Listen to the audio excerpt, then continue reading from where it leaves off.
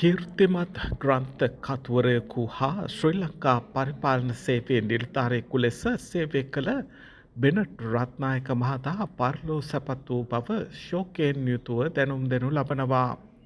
වයස අවුරුදු 97ක් ආයු වැළඳූ එතුමා ග්‍රන්ථකරණයේදී භාවිත කළේ බෙන් රස්නැක් යන අන්වර්ථ නාමයයි.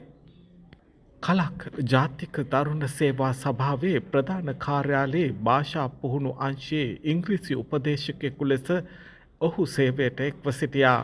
සිංහල හා ඉංග්‍රීසි භාෂා පිළිබඳව මනා පරිචයක් තිබූ එතුමා පරිවර්තනය කරන ලද ග්‍රන්ථ 30කට පමණ ආසන්න වනවා. බෙනට් රත්නායක මහතා ඊයේ දින එනම් 2025 අප්‍රේල් මාස 9 වන දින අනභාව ප්‍රාප්ත වූ බවයි මාධ්‍ය වාර්තා සඳහන් කරන්නේ. ඊටමත්ම අවංක පරිපාලන නිලධාරීවරයෙකු වූ ඔහු ඊටම ජනප්‍රිය ජනතා හිතවාදියෙකු ලෙසද ප්‍රසිද්ධියක් ඉසිලුණු ලැබුවා.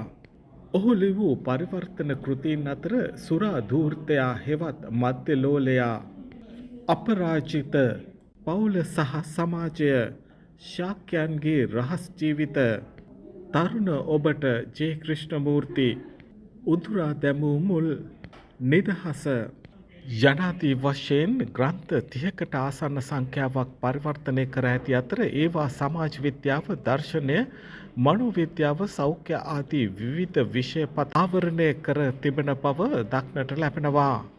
ඔහුගේ දේහය තලංගම මහින්ද පනාගොඩ මල්ශාලාවේ තැන්පත් කර ඇති අතර අවමංගල කටයුතු 2025 අප්‍රේල් මාස 14 වන දින සිදු කිරීමට නියමිත බවයි වාර්තා වෙන්නේ. අපි එතුමන්ට නිවන් සුවය ප්‍රාර්ථනා කරමු.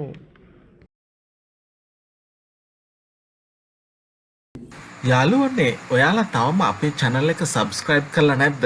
එහෙනම් subscribe button එක ඔබලා subscribe කරන්න. සීනුව සලකුණ ඔබලා දිනපතා අපගේ නව වීඩියෝ බලන්නත් ඔබට අවස්ථාව තියෙනවා.